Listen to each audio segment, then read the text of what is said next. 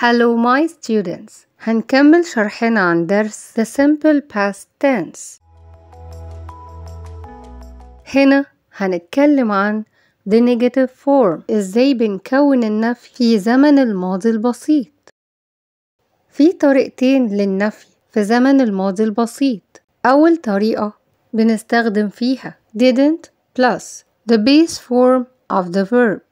didn't ويليها فعل في المصدر، وده الشكل الأول من الفعل. Examples: She went to the park yesterday.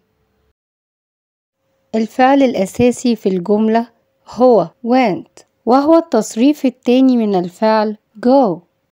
إزاي نخلي الجملة دي بدل ما هي مثبتة تكون negative أو في النفي؟ هنستخدم didn't ويليها الفعل في المصدر go، والجملة في النفي هتكون She didn't go to the park yesterday. هنلاحظ إن مفيش أي تغيير في باقي الجملة. يلا نشوف مثال تاني. I joined the football team last summer. وهنا الفعل الأساسي عندي والتصريف التاني هو joined. الأفعال اللي بتنتهي ب-ed بنحذف ال-ed منها وبيكون هو ده المصدر. هتكون the negative form هي I didn't join the football team last summer. الطريقة التانية للنفي في زمن الماضي البسيط، وهنا مش بنحتاج للفعل didn't، وده مع الأفعال verb to be في الماضي was أو were، وكمان الماضي من المودal verbs could and would.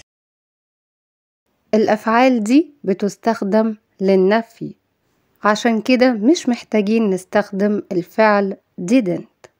Examples: He was at the club.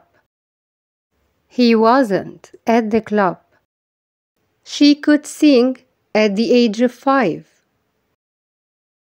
She couldn't sing at the age of 5. There were trees in the street.